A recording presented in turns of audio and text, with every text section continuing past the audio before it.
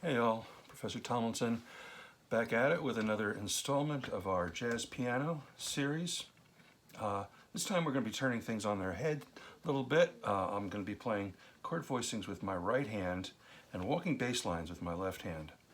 Great accompaniment style to play if you're playing especially in a duo setting. Do not play walking bass lines if you're playing with a bass player. They probably won't appreciate that too much. So the two handouts that I'm looking at for today are titled 3 Walking Bass Lines and also Autumn Leaves Bass Line. Autumn Leaves makes a great chart for applying these bass lines that we're going to work on right now. So 3 walking bass lines, we're going to set some rules for these. Number 1, we need to be in 4/4 time signature, and each chord needs to last for 1 measure. Number 2, the roots will go up by a 4th as they do in a 2-5-1 progression. And for our purposes, we are always going to start on the root of the chord. Experienced bass player doesn't have to do that, but I think you'll find that they do that pretty often. It's going to make your chords sound a lot fuller. Okay, so for our purposes, that's how we're going to get started. And then just a little bit of a tip, maybe with your combing with the right hand, you might do a couple of little rhythmic things. Try anticipating the chord by playing it on the and of 4 rather than 1. A couple little rhythmic things that'll make it sound a little less mechanical. You can also do some little hops in the left hand. I'll kind of demonstrate some of those sounds as we go along. Okay, so the 3 walking bass lines. The first one that we're looking at is an upward bass line. Okay, if the chord is a minor type chord, we're going to place the chromatic note on the 4th count. Okay, so that's what we're going to do for C minor 7. Okay, we're walking right up the scale. Now we want to approach the F. Okay, the F7th has got a major 3rd in it, so I'm going to want to put the chromatic step on the 3rd count, and that is going to lead me to the A, which approaches the B flat really nicely. Okay, in the right hand, I've just harmonized this with 7ths and 3rds.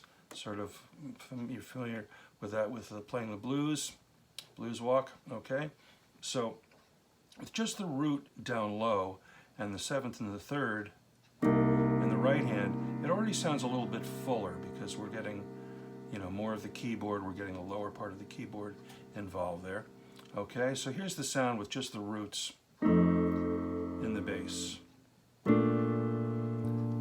Okay, and here's the sound of the first walking bass line walking up.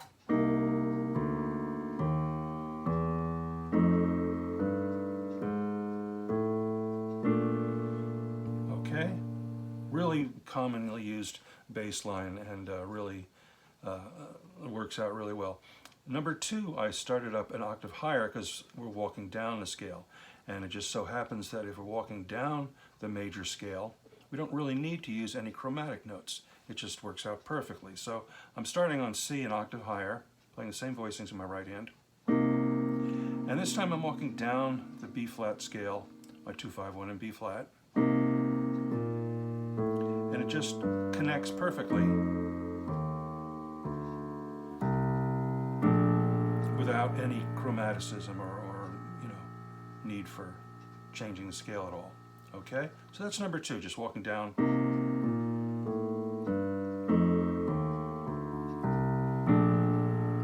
Nice and easy, okay?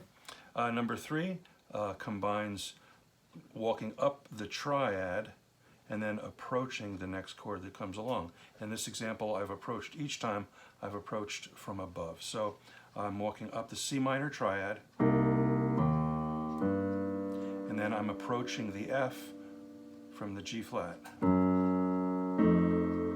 Up the triad, approaching the B flat.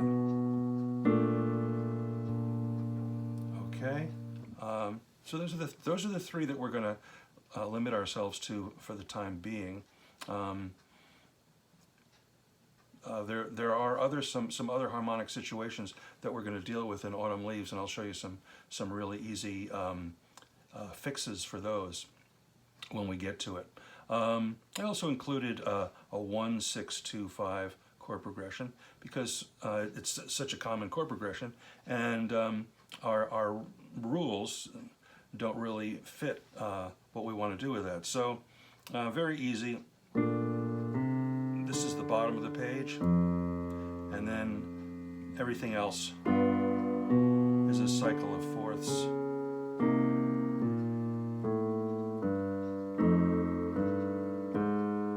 So there's one solution to a 1-6-2-5. Okay. Now we're going to start applying those walking bass lines to Autumn Leaves, and we're going to come across a couple of harmonic situations that are a little bit different. But we can start with bass lines 1, 2, 3, and I'll take them in order. All right. The first three measures of Autumn Leaves is a 2-5-1 to B flat. So I'll walk up, I'll walk down, I'll do the triad and approach.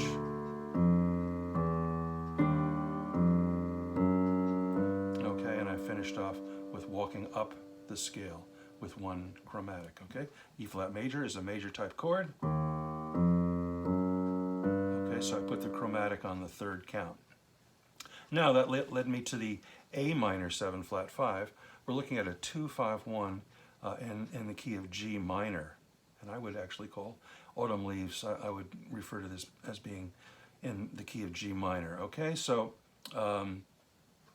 when the minor keys tend to be a little bit, you have more choices. It's not as written in stone as the major keys, if you will. So what I'm going to do with this 2-5-1 of G minor, I'm going to pay attention to the key signature. The key of G minor has got two flats. Okay, so as I walk down, if I want to walk down the scale on A minor,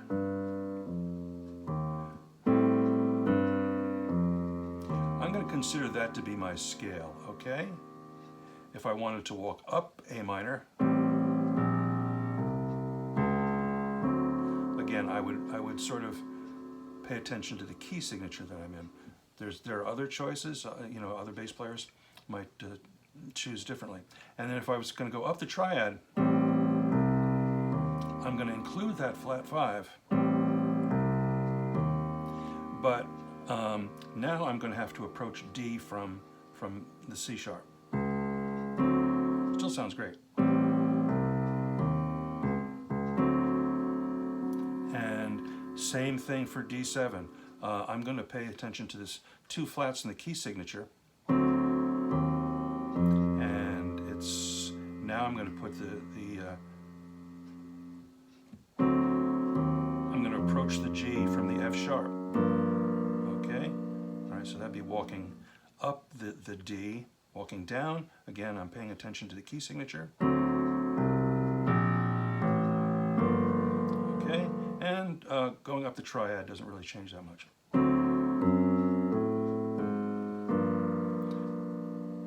Okay, the three bass lines as sort of tweaked for a 2-5-1 in a minor key. All right, now we come across a situation where we're going to be on G minor for two measures. So what do?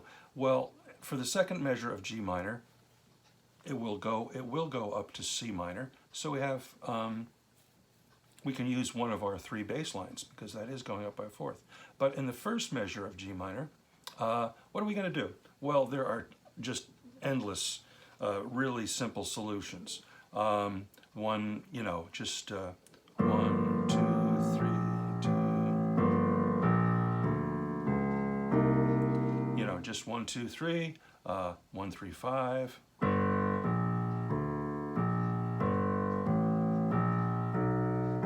Okay. Approach notes work great also.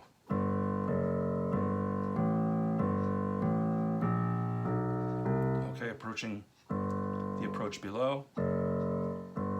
approach above. Okay, so any kind of simple solution that's going to get me back to G on that measure that precedes the second 8 bars is going to work out great. All right, and the second 8 bars are the same, and then finally we get to well, you know, the 17th bar.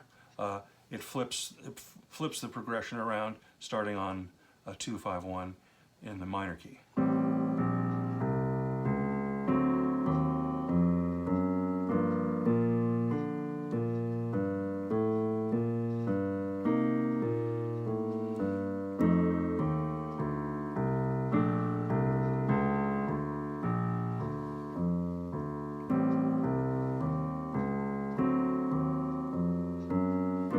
Okay, 2-5-1 to the minor key, 2-5-1 to the major key, to B flat major, and then 2-5-1 back to G minor. But here in measure 27, we have another harmonic situation that is a little bit different. Chords that only last 2 beats each. So for these, a couple of really simple solutions. You could just play the root and an approach note. So I'm looking at G minor 7 to C7. This is the middle of the second to last line, G minor 7 to C7. Each one just lasts for 2 beats. I could play the root in the 5th. And then F minor. I guess I raised the voicing there for that.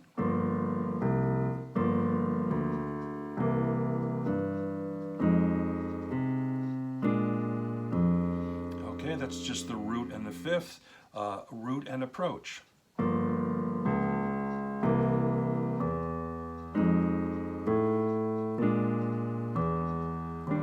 Okay, that's a really great sound also. Bass players will also frequently repeat notes sometimes.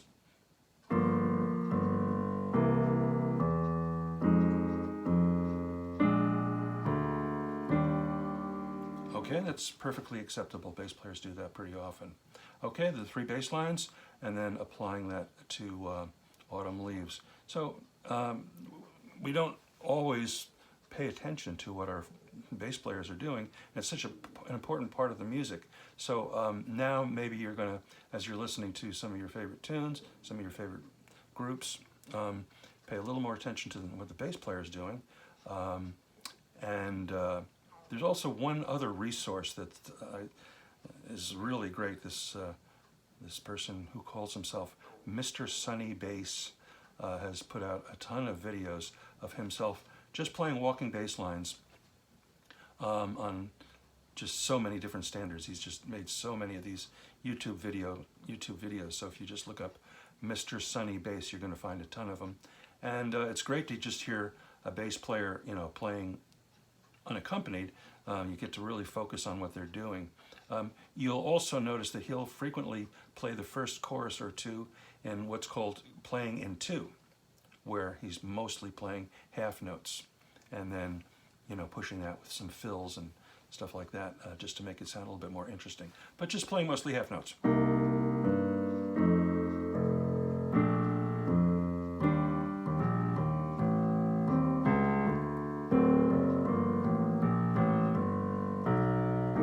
That's playing in 2. Great sound also. All right, so we're going to work on this tomorrow in class. Enjoy.